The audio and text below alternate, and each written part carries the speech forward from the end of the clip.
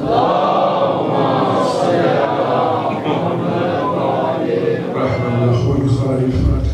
الله الرحمن الرحيم.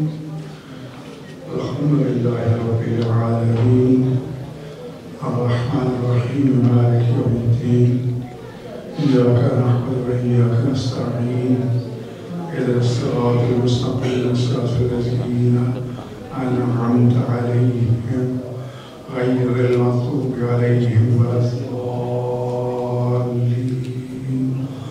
بسم الله الرحمن الرحيم. اللهم كل وليك الحجة ابن الحسن صلواتك عليه وعلى آبائه في هذه الساعة وفي كل ساعة وليا وحافظا وقائدا وناصرا ودليلا معينا حتى تسكنه أرزك طوعا وتودئه فيها طويلا برحمتك ورحمتك يا أرحم الراحمين. صلوات پڑھیے.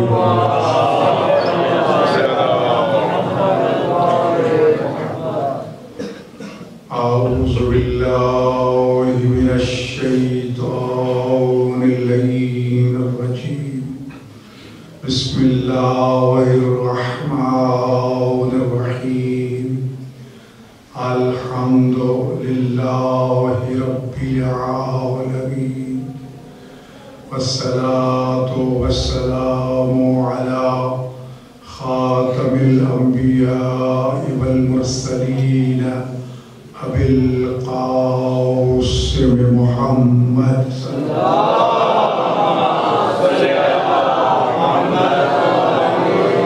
وعلى آله الطيبين الطاهرين المعصومين الذين أذهب الله عنهم الرجس وطهرهم تطهيرا.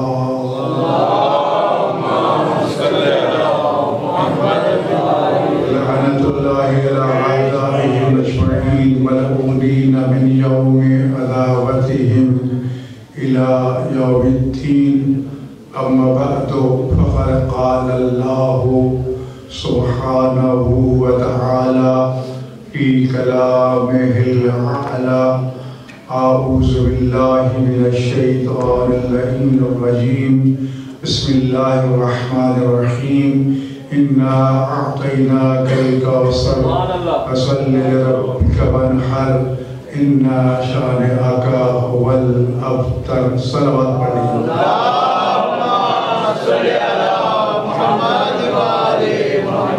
خداوند متعال صدیقہ کبریٰ مظلومہ کائنات سیدہ طیبہ طاہرہ زہرا سلام اللہ علیہا، ان کے بابا نامدار، ان کے شوہر وعظمت حضرت امیر المومنین اور فرزندان کے صدقے میں ہماری اس نشست کو، اس مجلس کو، اس ذکر کو قبول و مقبول فرما.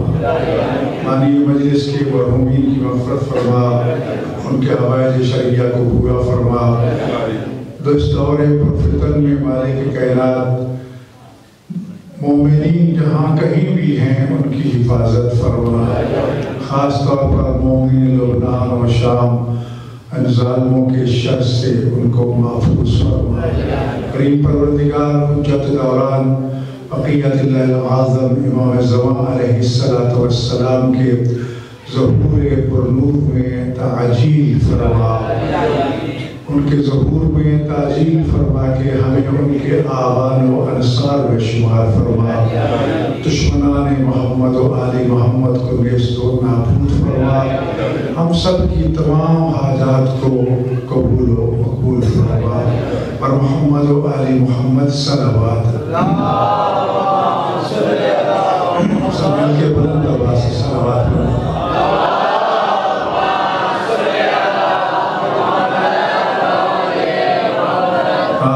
تکبیر. بلند آواز سے بھی کافی تعداد میں تشریف فرما ہے. نعرہ تکبیر، نعرہ رسالت، نعرہ حیدری، حسینیت، یزیدیت پر محمد و آل محمد صلوات.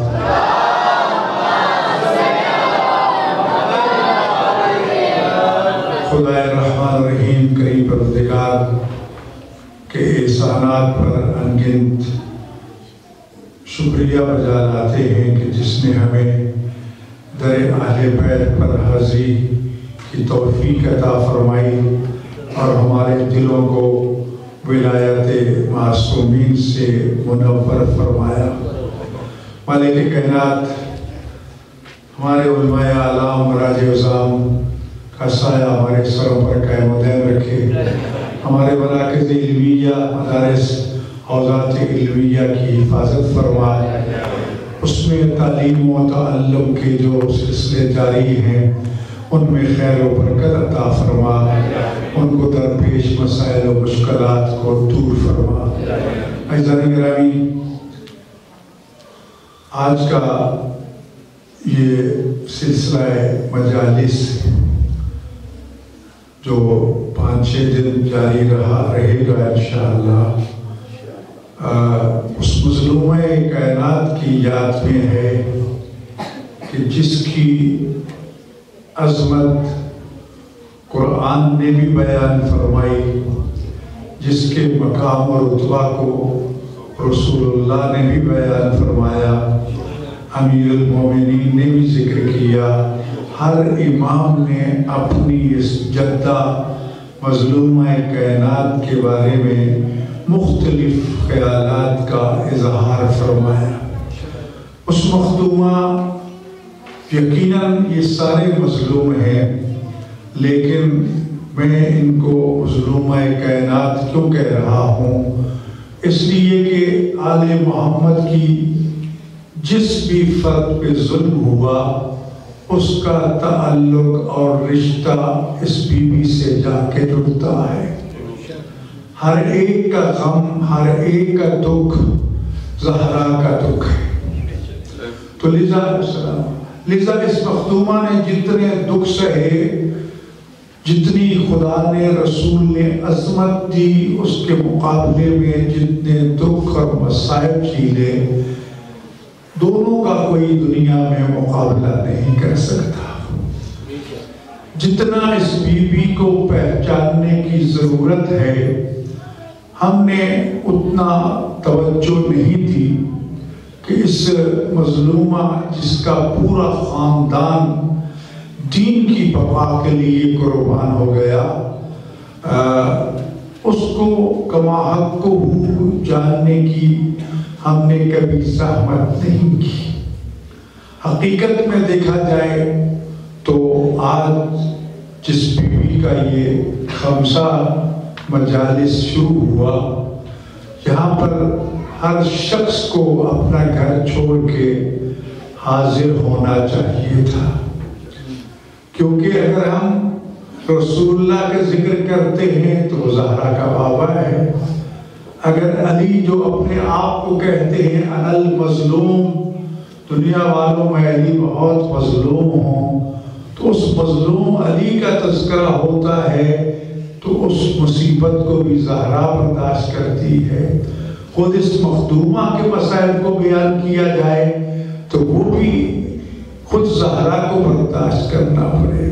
ان کے بیٹوں کو شہید کیا تو یقیناً اس کا دکھ بھی اسی بیوی کو سہنا پڑا۔ واقعہ کربلا اور اسیران کربلا کا تذکرہ ہو تو آپ سنتے رہتے ہیں، کبھی یہ بیوی زندان میں ہوتی ہے، کبھی یہ صحراؤں میں ہوتی ہے، کبھی یہ مقتل میں ہوتی ہے، کبھی یہ کربلا میں ہوتی ہے، کبھی یہ مجالس عزا میں ہوتی ہے۔ تو کتنا دکھ ہے اس بیوی کو، لیکن انہوں نے تو پرسہ جو دیا سو دیا۔ ہم جو محبان زہرا ہیں، ہم جو محبان اہل بیت ہیں، میں سمجھتا ہوں کہ ہم پر فرض ہے کہ اس مظلومہ کی صف عزا پہ سب کچھ چھوڑ کے آگے بیٹھ جائیں۔ جو شفیع روز جزا بھی ہے، جس کا کائنات میں کوئی ثانی نہیں ہے، اس مخدومہ کے تذکروں کا یہ سلسلہ شروع ہوا ہے۔ یقیناً اس میں روز بروز وسعت ہوتی جا رہی ہے۔ پہلے 1 مجلس ہوتی تھی، پھر 2 ہو گئی، پھر 5 ہو گئی، جب باقاعدہ عشرہ شروع ہو جاتا ہے کئی جگہوں پر، پھر بھی اس بیوی کا جو ذکر ہے اس کا حق ادا نہیں ہو سکتا۔ انشاءاللہ ہم ان چند دنوں میں اس بی بی کے زندگی کے مختلف پہلوؤں کا قرآن کریم سے بھی تذکرہ کریں گے، فرامین معصومین سے بھی تذکرہ کریں گے، اور خود اس مخدومہ کو خدا نے جو مقام اور رتبہ عطا کیا ہے وہ بھی بیان کریں گے، اور جو امت نے عطا کیا ہے وہ بھی ذکر کریں گے۔ لہذا میری گزارش ہوگی، دستبستہ گزارش ہوگی کہ 2-4 دن گزر جاتے، کتنے دن آپ نے گزشتہ ہفتے میں بیکار گھروں میں بیٹھ کے گزار لیے جی حالات کی وجہ سے۔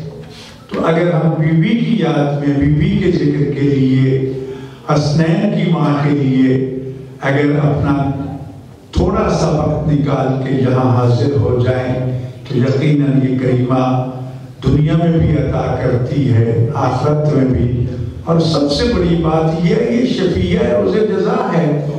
یہ اس وقت تک خود جنت میں نہیں جائے گی جب تک اپنے ماننے والوں کو، اپنے شوہر کے ماننے والوں کو، اپنے بابا کے ماننے والوں کو، اپنے بیٹوں کے ماننے والوں کو جنت میں نہ لے کے جائے۔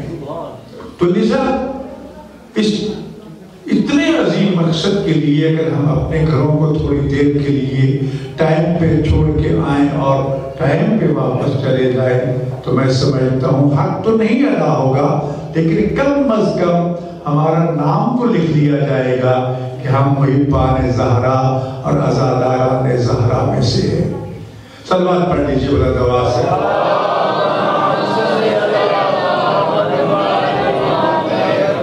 دیکھو جس سیدہ کا تذکرہ کیا ہے اس کی شان میں 3 صورتیں تو پوری کی پوری نازل ہوئی ہیں۔ قرآن کریم سے 3 صورتیں پوری کی پوری بی بی کی شان میں نازل ہوئی ہیں۔ اس کے علاوہ آیات وہ تو سینکڑوں کی تعداد پہ اس بی بی کی شان میں اللہ تعالیٰ نے نازل فرمائی ہے۔ وہ سورت جو صرف اس بی بی کی شان میں نازل ہوئی ہے وہ سورہ کوثر ہے جی، جو صرف اس بی بی کے بارے میں ہے۔ سورہ دہر یا سورہ انسان جسے ہم کہتے ہیں جی، وہ صرف زہرا کے بارے میں نہیں، اہل بیت کے بارے میں نازل ہوئی۔ ٹھیک ہے، جناب مریم کا تذکرہ ان کے نام کے ساتھ صرف مریم یا عیسیٰ کے لیے ہوا ہے، لیکن بی بی کا جہاں تذکرہ ہوا ہے اپنے پورے خاندان اور اہل بیت کے ساتھ ہوا ہے۔ مباحلہ میں دیکھو تو پورا خاندان ہے، سارے کا سارا خاندان۔ آیت تطہیر کے نزول میں دیکھو، حدیث کساء میں دیکھو تو پورا خاندان ہے جی۔ تو جو آیات نازل ہوئی وہ سارے خاندان کے بارے میں۔ تو بات یہ ہے کہ اس کی عظمت قرآن میں جگہ جگہ بیان کی گئی ہے۔ ہمیں ان آیات کو ڈھونڈ ڈھونڈ کے سامنے لانا چاہیے تاکہ ہمیں پتا ہو یہ آیت بھی ہماری سیدہ کے شان میں نازل ہوئی، یہ آیت بھی ہماری مخدومہ کی شان میں نازل ہوئی، یہ آیت بھی ہماری شافعہ جو ہے روز جزا حضرت زہرا کی شان میں نازل ہوئی۔ اور پھر احادیث کا تو کثیر مجموعہ، اور پھر بی بی کا اپنا کردار، اور پھر اپنے بابا کی مسند پہ بیٹھ کے تعلیم و تعلم کا سلسلہ۔ یقیناً اتنے پہلو ہیں جس پہ کئی جلدیں جو ہیں وہ کتابیں لکھی جا چکی ہیں۔ عظمت جناب سیدہ سلام اللہ علیہ بلند تر صلوات۔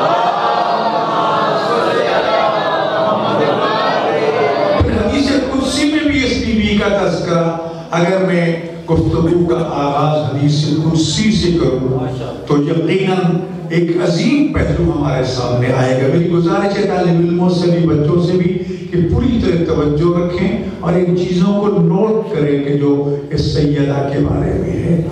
حدیث قدسی اللہ کا کلام ہے، جس طرح قرآن کریم اللہ کا کلام ہے اسی طرح حدیث قدسی بھی اللہ کا کلام ہے۔ دونوں میں فرق اتنا ہے کہ قرآن کریم جبرائیل امین نے اللہ سے لیا اور رسول اللہ کے قلب اطہر پہ اس کو نازل فرما دیا. اس میں درمیان میں کوئی رابطہ نہیں ہے. اس کو قرآن کہا گیا. اس کو بھی اللہ کا کلام کہتے ہیں اور یقیناً یہ اللہ کا کلام ہے. حدیث قدسی وہ کلام اللہ ہے جس میں جبرائیل بھی نہیں ہے. براہ راست اللہ نے اپنے خاص بندوں کے ساتھ گفتگو فرمائی ہے. اس میں کوئی درمیان میں رابطہ نہیں ہے, کوئی وسیلہ نہیں ہے. تو یقیناً اس کو حدیث قدسی کہا گیا ہے.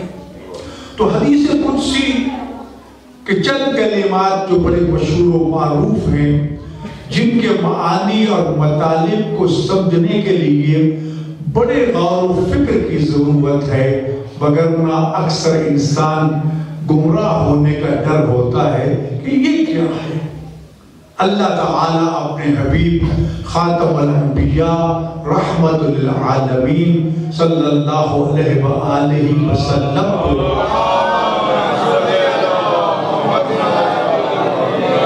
اس نام سے مخاطب فرماتا ہے جس نام کو ہر نبی نے بتایا کہ ہمارے بعد ایک نبی آئے گا, ایک رسول آئے گا جس کا نام احمد ہوگا. یہاں بھی اللہ تعالیٰ جو ہے اسی اسم احمد کو مخاطب کر کے اپنے رسول کی عظمت کو بیان فرما رہا ہے. فرماتے ہیں یا احمد لولاک لما خلقت الافلاک. اے احمد, اگر میں تجھے پیدا نہ کرتا تو یہ جتنے افلاک, جتنے آسمان, جتنی زمینیں, عرش و کرسی, ارض و سما, جو کچھ بھی میں نے خلق کیا ہے, کسی چیز کو بھی پیدا نہ کرتا. اگر یہ ساری کائنات خلق کی ہے تو صرف تیرے صدقے میں جی, صرف خلق نہیں فرمائی, بلکہ اگر یہ کائنات آج باقی ہے تو انہی کے وجود مقدس کے صدقہ میں باقی توجہ ہے. تو یہ احمد کہہ کے تمام انبیاء نے جس نام سے آپ کو پکارا تھا اسی کو ذکر کر دیا. کیا کہا؟ لولاک, اگر آپ نہ ہوتے تو میں کوئی چیز بھی پیدا نہ کرتا. یہاں تک تو بات سمجھ آ گئی تھی کہ خاتم الانبیاء صلی اللہ علیہ وسلم کو مقام و رتبہ ملا, لیکن حدیث کی گفتگو کا سلسلہ ختم نہیں ہوا. بات آگے بڑھتی ہے. لولا خلقت علیًا لما خلقتک. اے میرے حبیب, اگر میں علی کو پیدا نہ کرتا تو تجھے بھی پیدا نہ کرتا.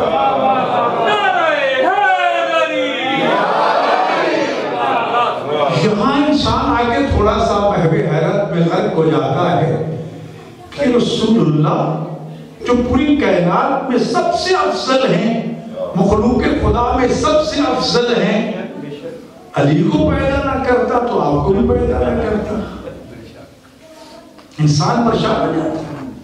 ابھی اس کی پریشانی ختم نہیں ہوتی اور حدیث قدسی آگے بڑھتی اور ارشاد ہوتا ہے لولا خلقت فاطمہ لما خلقتکما. اے میرے مرتضیٰ, اے میرے مصطفیٰ, اگر میں زہرا کو پیدا نہ کرتا تو دونوں کو بھی پیدا نہ کرتا.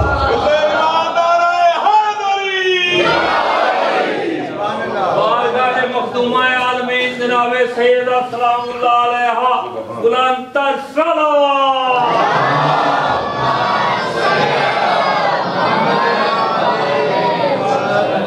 اب اس حدیث میں انسان آگے گم ہو جاتا ہے کہ ان میں سے کون افضل کون مفضول. تو اس کی ایک اور حدیث کے ذریعے وضاحت کرتا چلوں. عبداللہ ابن مسعود ایک عظیم اصحابی ہے, راوی حدیث ہے, رسول اللہ کی خدمت میں حاضر ہوتا ہے, آگے عرض کرتا ہے کہ اے نبی خدا, مجھے آرین الحق لآصل الیہ, مجھے حق دکھاؤ تاکہ میں حق کو پالوں, حق کو حاصل کروں. اصحابی ہے, محدث ہے, بہت مقام اور رتبہ ہے اس کا، اس کے باوجود سوال کر رہا ہے آرنا الحق کا، مجھے حق دکھاؤ۔ عجیب سوال ہے جی، کیا آپ نے حق نہیں دیکھا؟ دیکھو کئی معاملے جو ہوتے ہیں وہ سوال و جواب اس لیے کیے جاتے ہیں۔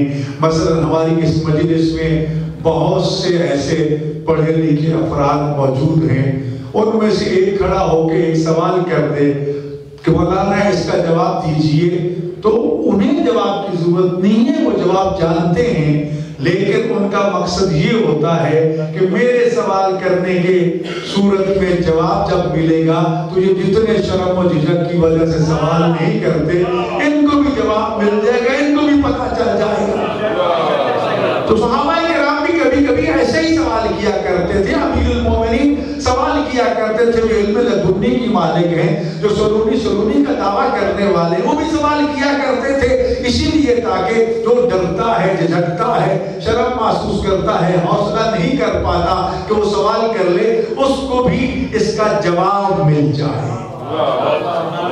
سوال دل میں ہوتا ہے، سالہ سال سے لے کے بیٹھا ہوتا ہے کہ مجھے یار اس کا جواب نہیں ملا، اور کبھی خاموشی سے اس کو جواب مل جاتا ہے۔ عبداللہ بن مسعود بھی اس نے سوال کر رہا ہے، اللہ مجھے حق دکھاؤ۔ کیا یہ حدیث نہیں سنی تھی؟ عبداللہ بن مسعود نے کہا حق مع علی ولی الحق، اور میرے صحابہ علی حق کے ساتھ اور حق علی کے ساتھ ہے، پھر صرف یہی نہیں بلکہ فرمایا نہ اٹھا کے میرے اللہ جدھر علی گھومتا جائے حق کو ادھر پھیرتا، یعنی علی کو معیار حق بنایا ہے، حق کو معیار نہیں بنایا۔ اور یہ بھی ارشاد فرما کے بتا دو دنیا والو، میں محمد جی اعلان کر رہا ہوں، فرض کرو اگر کوئی ایسا زمانہ آ جائے کہ ساری دنیا ایک طرف کھڑی ہو جائے اور میرا بھائی علی تنہا ایک طرف کھڑا ہو جائے، ساری دنیا کو چھوڑ دینا، علی کو نہ چھوڑنا، اس لیے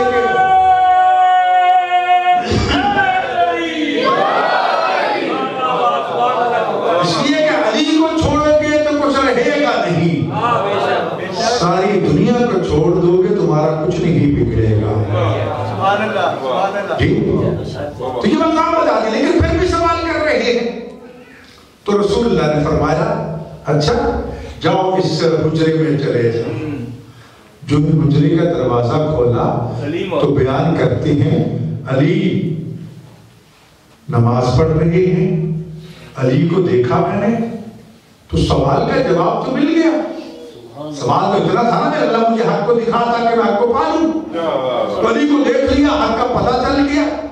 لیکن وہ بیان کرتا ہے علی تو نماز میں تھا، رکوع و سجود میں تھا، اور کچھ آواز ایسی آ رہی تھی، میں نے جب کان لگا کے سنا تو علی جو ہے وہ اللہ کے حضور اپنے شیعوں کی مغفرت کے لیے دعا فرما رہے تھے۔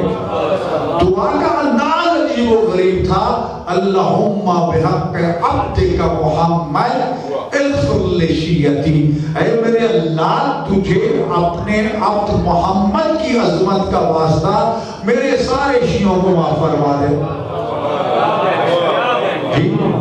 یا علی انت و شیعتک هم الفائزون، رسول اللہ کی ضمانت سند کہ علی تو اور تیرے سارے شیعہ کامیاب ہیں۔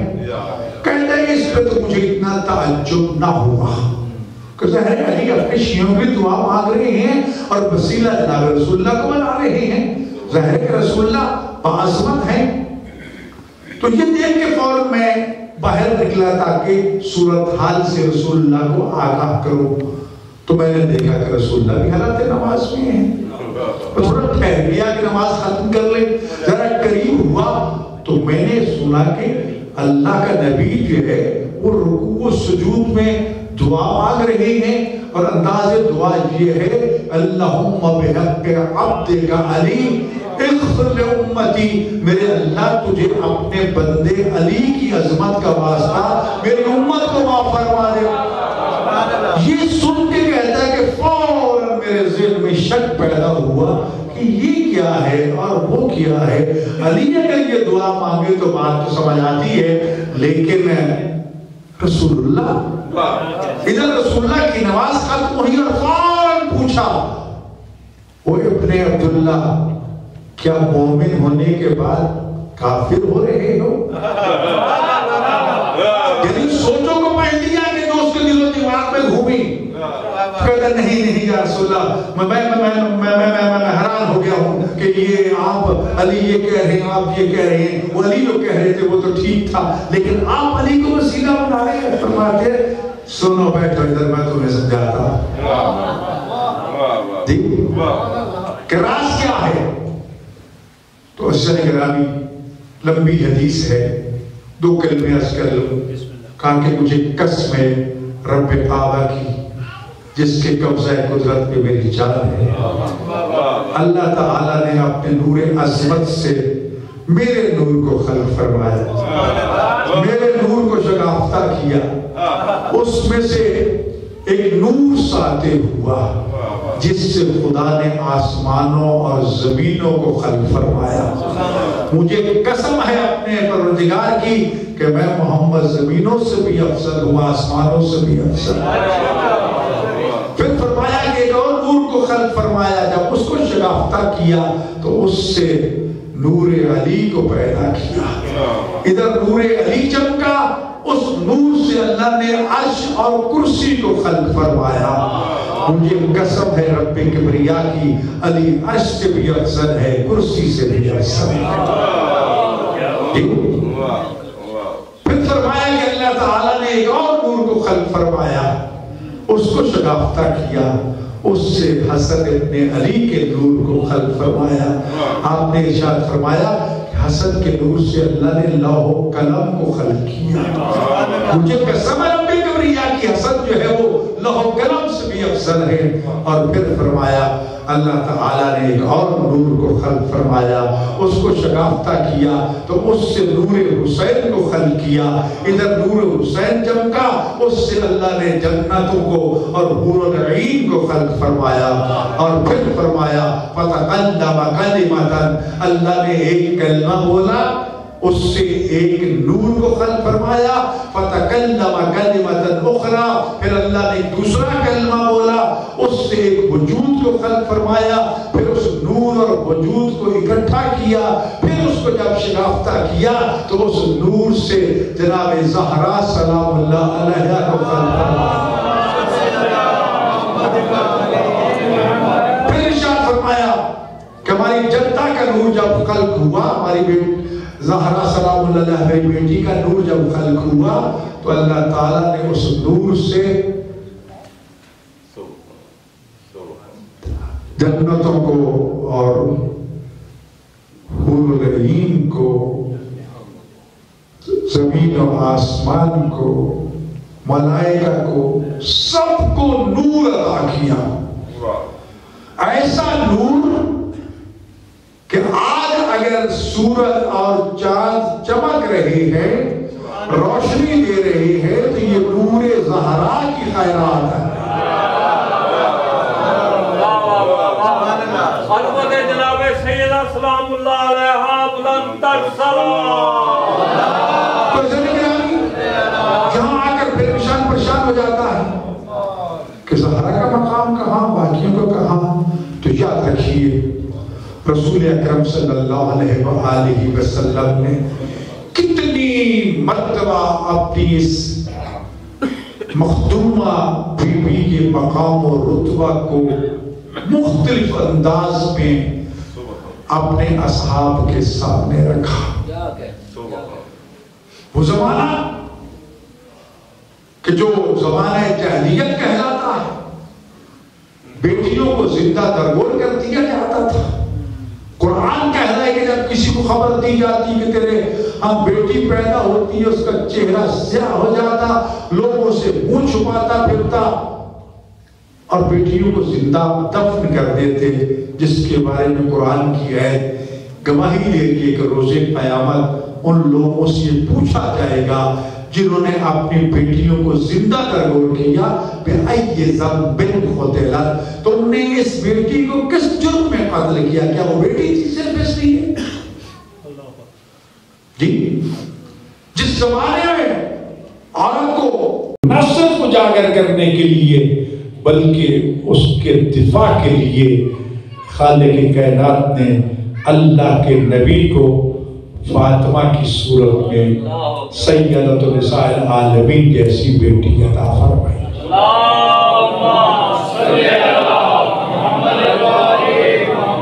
آپ کے بیٹے ہوئے، یکے بعد دیگرے فوت ہوتے گئے۔ ابو القاسم جو ہم کہتے ہیں رسول اللہ کا لقب ہے، آپ کے بیٹے کا نام ابو القاسم تھا، فوت ہو گیا۔ طیب الطاہر تھا، فوت ہو گیا۔ ابراہیم ماریہ قبطیہ کے وطن سے تھے، فوت ہو گئے۔ تو یہ پیدا بیٹے پیدا ہوئے اور فوت ہوئے تو عربوں نے ابتر کا تانا دینا شروع کر دیا کہ ان کی نسل تو ہے نہیں، اور یہ سوچ کے مطمئن ہو گئے کہ ان کا بیٹا تو ہے کوئی نہیں، ان کے مشن کو کون لے کے چلے گا؟ مشن تو ان کے بیٹے چلاتے ہیں، لیکن اس کا تو بیٹا ہے ہی نہیں، یہ ابتر ہے، نعوذ باللہ من ذالک۔ تو یہ تانا رسول اللہ کو یقیناً تو پہنچا تھا، آپ کا جگر چھلنی ہو جاتا۔ تانے سنتے رہے، مشرک تانے دیتے رہے، لیکن خالق کائنات نے ان تانوں کا جواب دیتے ہوئے سورہ ہے کہ وہ مشرکین مکہ جو فصاحت و بلاغت میں اپنے جیسا کسی کو نہیں سمجھتے تھے، عربوں کے علاوہ ساری دنیا کو عجم یعنی گنگا کہتے تھے، اور وہ ہر سال مکہ مکرمہ میں میلے پہ آتے اور میلے میں قصیدے بیان کرتے جو مختلف خرافات پہ مبنی ہوتے، لیکن عربی ادب کے اعتبار سے وہ بہت نمایاں اور بڑے ہی عظیم قسم کے خطبات تھے، اور اس مقابلہ خطبات پہ جو سب سے زیادہ فصاحت و بلاغت پر مبنی ہوتا، اس کو جو ایوارڈ دیا جاتا وہ یہ ہوتا کہ اس شاعر کی اس قصیدہ کو دیوار کعبہ پہ آویزہ کر دیا جاتا۔ 7 قصیدے ایسے ہیں جن کو یہ پروٹوکول اور اعزاز ملا کہ جنہیں زمانہ جاہلیت میں فصاحت و بلاغت کی وجہ سے دیوار کعبہ پہ آویزہ کیا گیا۔ ان کو عربی زبان میں 7 معلقات کہتے ہیں، یعنی وہ 7 قصیدے جو لٹکائے گئے، آویزہ کیے گئے۔ آج بھی پڑھائے جاتے ہیں عربی ادب کے حوالے سے، جی مشکل ترین، لیکن بعظمت فصاحت و بلاغت کے حوالے سے، مطالب کے حوالے سے نہیں۔ رسول خدا صلی اللہ علیہ وسلم پہ جب یہ سورہ کوثر نازل ہوا تو آپ بھی اس میلے میں تشریف لے گئے اور جا کر اس سورہ کوثر کی چند آیات کو جا کر دیوار کعبہ پہ آویزہ کر دیا۔ اسادہ نے فصاحت و بلاغت نے جب دیکھا کہ ہماری اجازت، ہماری جانچ پڑتال اور ہماری دکھائے بغیر یہ قصیدہ کس نے لٹکایا ہے، اور دیکھو تو صحیح یہ ہے کیسا، تو ایک پہلو پہ ہر استاد نے غور و فکر کیا، ایک کلمے پر، ایک لفظ پر، جدھر سے دیکھتے ہیں فصاحت و بلاغت کے سمندر پھوٹتے ہوئے نظر آتے ہیں، جدھر سے دیکھتے ہیں چشمے پھوٹتے ہوئے نظر آتے ہیں۔ ہر حوالے سے جب انہوں نے تنقیدی جائزہ لیا تو اس میں سے کوئی ایسی چیز نظر نہ آئی کہ انہیں جسارت ہو کے اس کو اتار سکے، بس ایک نیچے چھوٹا سا جملہ لکھ کے چلے گئے کہ اِنَّا أَعْطَيْنَاكَ الْكَوْثَرَ فَصَلِّ لِرَبِّكَ وَانْحَرْ إِنَّ شَانِئَكَ هُوَ الْأَبْتَرُ۔ یہ جو آیتیں تھی نیچے لکھ دیا مَا هَذَا كَلَامُ الْبَشَرِ، یہ کسی انسان کا کلام نہیں ہو سکتا، یہ خالق انسان کا کلام ہو سکتا۔ اور حکم دیا سارے قصیدے اتار دیے جائیں، اگر کوئی قصیدہ یہاں آویزہ رہے گا تو صرف سورہ کوثر کا رہے گا۔ اتنا معظمت، یہ تو اس حوالے سے۔ اور دوسرا پہلو نازل کیوں ہوا؟ رسول اللہ صلی اللہ علیہ وآلہ وسلم کو تسلی اور دلاسا دینے کے لیے کہ میرے حبیب پریشان نہ ہو، یہ جو تجھے ابتر کہتے ہیں نا وہی ابتر ہے، تیری نسل و ذریت تو قیامت تک چلے گی، جی ان کا کوئی نام لیوا نہیں ہوگا۔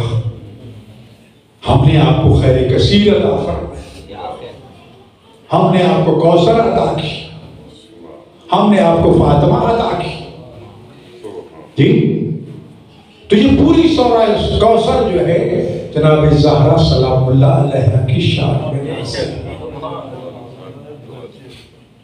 فرمایا نماز پڑھو، اللہ کی عظمت کو بیان کرو، دشمن تمہارا ابتر ہے، اللہ کے حضور قربانی دو۔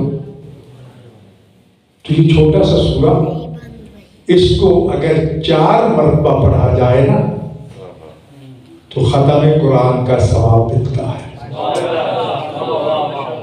اب یہاں میں عرض کروں سورہ توحید کے بارے میں، قل هو اللہ کے بارے میں فرمایا 3 مرتبہ پڑھو تو ختم قرآن، جی اس کو 4 مرتبہ پڑھو تو ختم قرآن۔ قل هو اللہ احد کے بارے میں رسول اللہ نے فرمایا یا علی انت فی امتی کمثل قل هو اللہ احد فی القرآن، علی تیرا مقام میری امت میں اسی طرح ہے جس طرح قرآن میں سورہ قل هو اللہ احد ہے۔ توجہ ہے؟ تو جو سورہ علی کی شان میں نازل ہوا اس کو 3 مرتبہ پڑھنے کا ثواب ختم قرآن، اور جو سورہ زہرا کی شان میں نازل ہوا اس کو 4 مرتبہ پڑھنے کا ثواب ختم قرآن۔ تو گویا کہ خدا نے فرق بھی بتا دیا کہ الرجال قوامون علی النساء، شوہر کا مقام بہرحال اپنی بیوی سے بلند ہوتا ہے۔ صلوات پڑھ لیجیے بلند آواز۔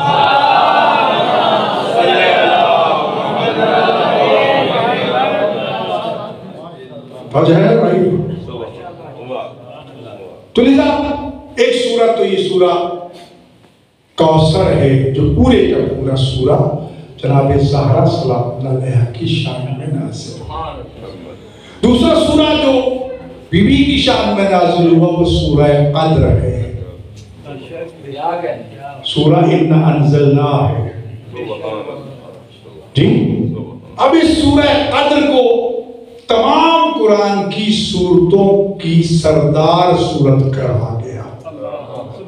فرمایا کہ ہر قوم کا، ہر قبیلے کا، ہر ایک کا کوئی نہ کوئی سید و سردار ہوتا ہے، اور قرآن کی سورتوں کی سید و سردار سورت سورہ قدر ہے۔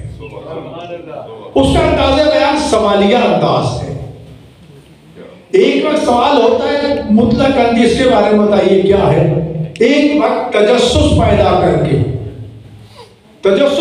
کر کے بتایا جاتا ہے کہ انسان پوری طرح متوجہ ہو جائے۔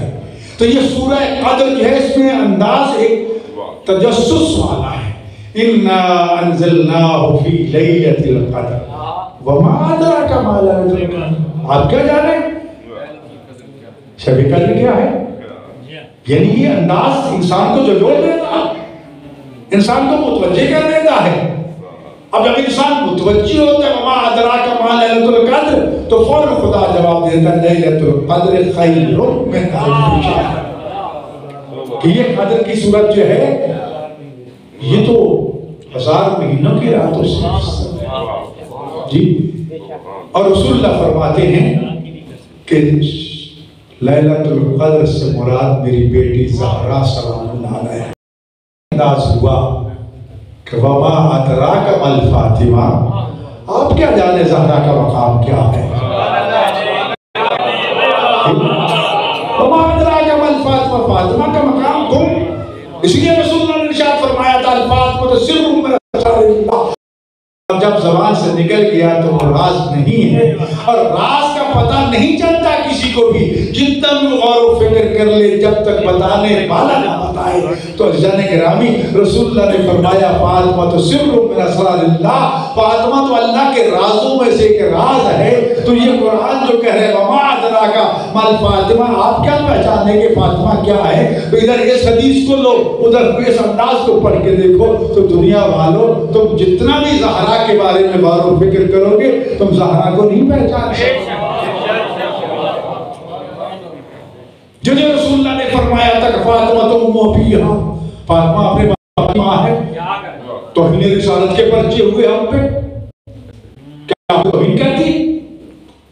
لیکن جب ان عقل کے اندھوں کو بتایا کہ اگر تمہاری کھوپڑی میں بات آتی تو اس کا یہ مطلب نہیں ہے کہ یہ توہین ہے جی۔ ام ابیہا ام کے معنی کئی ہیں، اصل بھی اس کے معنی ہے، ماں بھی اس کے معنی ہے جی۔ کہ اس کے معنی القرآ مکہ مکرمہ کا نام ہے، بستیوں کی ماں، یعنی سب سے پہلی بستی جو دنیا میں وجود میں آئی مکہ مکرمہ ہے، ام القراء کا نام رکھا گیا۔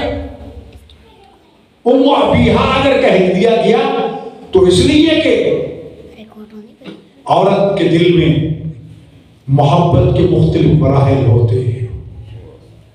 جب بیٹی ہوتی ہے تو باپ سے جتنی محبت بیٹیوں کو ہوتی ہے کسی اور کو نہیں ہوتی۔ زوجہ بنتی ہیں تو پھر مقام اور بڑھ جاتا ہے، پھر شوہر کے نصف ایمان و ایقان کی وہ وارث بن جاتی ہے، اور جب ماں بنتی ہے تو اولاد کی جنت اس کے قدموں میں آ جاتی ہے۔ یہ تو عام عورتوں کا مقام ہے، زہرا کا مقام کتنا ہوگا جی؟ جو بیٹی ہے جو رحمت ہے، کس باپ کے لیے جو رحمت للعالمین ہے، زوجہ ہے تو نصف ایمان کی وارث، کس کے نصف ایمان کی؟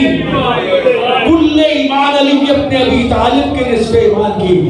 اور جب ماں بنی تو جنت جس کے قدموں میں، وہ کون ہے؟ الحسن والحسین سید شباب اہل الجنہ، جنت کے جوانوں کے سردار، اور خود کیا ہے؟ سیدۃ نساء العالمین، فاطمہ عالمین کی عورتوں کی سردار ہے۔ کہا گیا قرآن میں مریم کو کہا گیا سیدۃ نساء العالمین۔ صادق آل محمد فرماتے ہیں بے شک مریم تمام دنیا کی عورتوں کی سردار تھی، لیکن صرف اپنے زمانے کی عورتوں کی سردار تھی۔ ہماری جدہ زہرا سلام اللہ علیہا یہ حوا سے لے کر قیامت تک آنے والی تمام خواتین کی سیدہ اور سردار کا نام فاطمہ سلام اللہ۔ سلام پڑھ لیجیے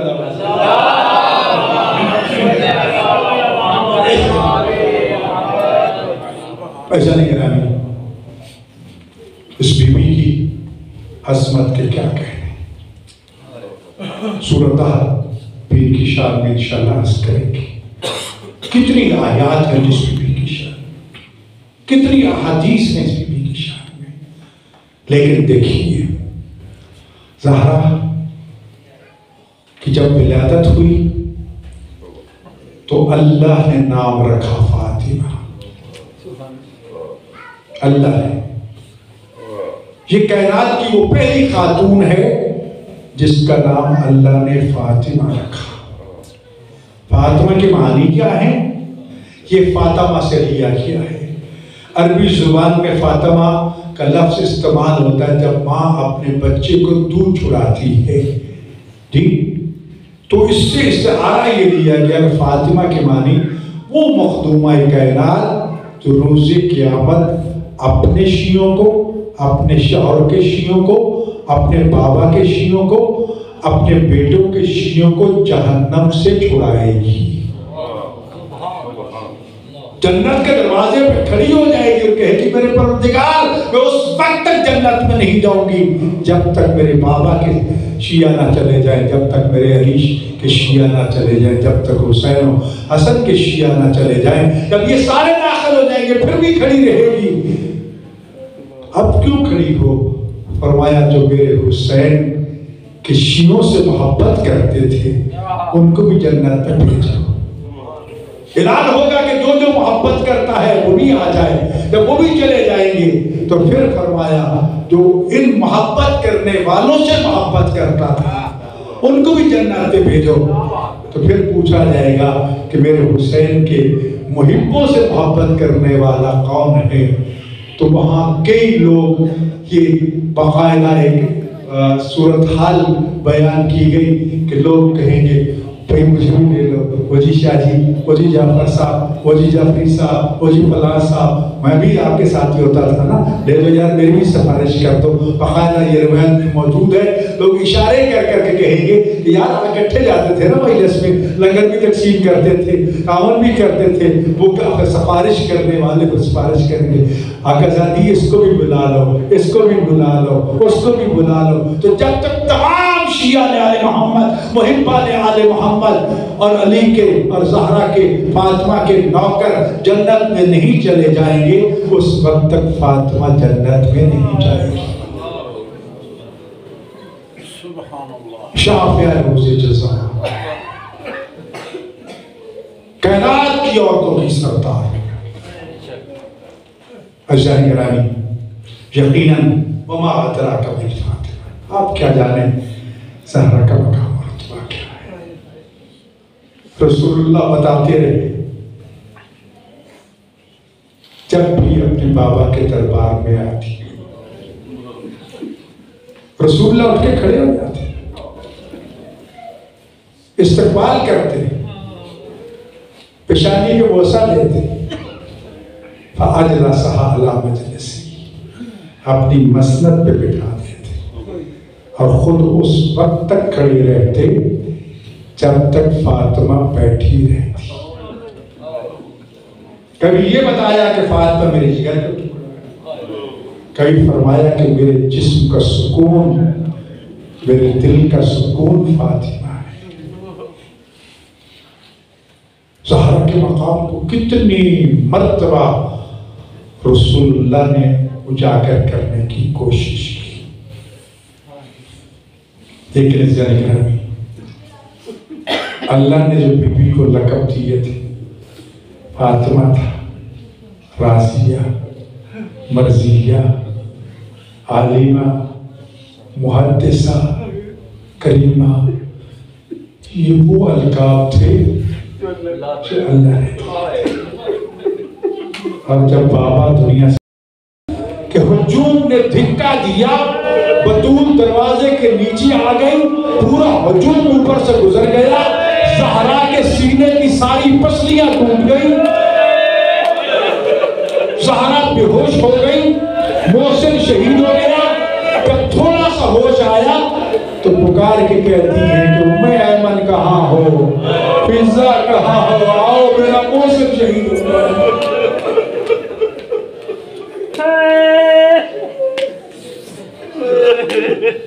پھر ایک عجیب جملہ بیان کرتے ہوئے خراسانی اللہ ان کو سلامت رکھے کہ جب کہنے لگے کہ میں انہیں بیان کیا نا تو مجمع سے ایک ڈاکٹر اٹھ کھڑا ہوا، رو رو کے کہتا ہے کہ اے ایت اللہ، میں ہڈیوں کا ڈاکٹر ہوں،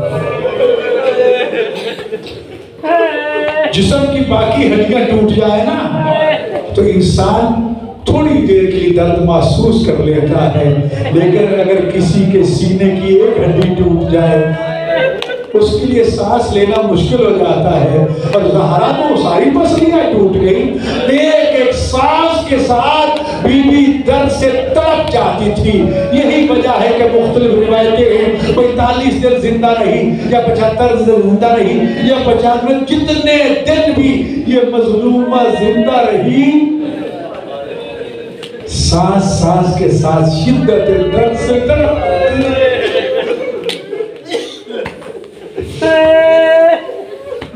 یوں ہی نہیں کہا اس مظلومہ نے، صرف یہی ظلم نہیں ہے، عرض کروں گا ان دنوں میں بی بی پر ہونے والے ظلم دنیا کے سامنے لانے کی ضرورت ہے۔ نہ دیتے حق ہمیں کوئی پرواہ نہ تھی، عمل ہوتی چلیا کا پلک لے جاتے، بی بی نے بھی تو خیرات میں ہی دے دینا تھا، لیکن بی بی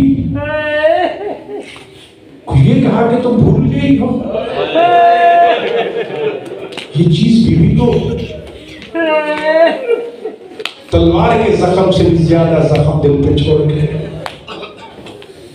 اتنی مظلومیت رسول اللہ کے بعد یہ حالت تھی کہ زہرا کو کوئی پرسہ دینے کے لیے نہیں آتا، نہیں مظلومیت، دونوں ماں بیٹی گلے لگ کے روتی ہیں، ایک دوسرے کو پرسہ دیتی، بس ایک ہی کلمہ کہنا ہے جناب گرامی۔ ایک دن دروازے پر دستک ہوتی ہے، علی جاتے ہیں، جب واپس لوٹتے ہیں تو بی بی بےتاب ہو کے پوچھتی ہے، ابو الحسن کیا مدینہ والے مجھے بابا کا پرسہ دینے کے لیے آئے؟ کہا نہیں، پرسہ دینے کے لیے نہیں آتے، آئے تھے کہ زہرا کو کہو رونا بند کر دے، کیونکہ جب زہرا روتی ہے تو مدینہ ہل جاتا ہے۔ اس وقت زہرا رو کے کہتی ہے ابو الحسن قتلوا محسنی فصبرت، انہوں نے میرے محسن کو شہید کر دیا، میں وہ درد بھی برداشت کر گئی۔ قاسموا حقی، انہوں نے میرا حق چھینا، میں وہ بھی برداشت کر گئی۔ کسروا اضلاعی، انہوں نے میری پسلیاں توڑ دی، میں وہ بھی برداشت کر گئی، لیکن بابا کے غم میں رونے سے باز نہیں آؤ گی۔ ازادہ دن کو بھی روتی ہے، رات کو بھی روتی ہے۔ جب مسلمانوں نے رونے سے منع کر دیا، ابو الحسن نے دنیا میں سب سے پہلا رونے کا مکان بیت الحزن بنا کے دیا، بچوں کو لے کے صبح چلی جاتی، سارا دن روتی، جب شام کو واپس آتی۔ ایک دن جب گئی تو وہ حجرہ بھی گرا دیا گیا تھا، وہ درخت بھی کاٹ دیے گئے تھے، اس لیے بابا کی قبر پہ رو رو کے کہتی تھی بابا تیرے بعد مجھ پر اتنے ظلم ہوئے، دنوں پہ آتے سیاہ راتوں میں بدل جاتے، اگر پہاڑوں پہ آتے ریزہ ریزہ ہو جاتے۔ ہمارا سلام اس مظلومہ کائنات پہ جس کی قبر پہ آج بھی پہرے دار کھڑے، جس کی قبر آج بھی ظالموں کے چنگل میں ہے، جس کی قبر پہ آج بھی دھوپ تپتی ہے، اور پوچھنے والے رو رو کے بڑے تعجب سے پوچھتے ہیں حاجی صاحب مجھے یہ تو بتاؤ زہرا کی قبر کون سی ہے؟ ازادر آج بھی زہرا کی قبر کا نشان زہرا کی مظلومیت کو واضح کرتا ہوں۔ ماتم حسین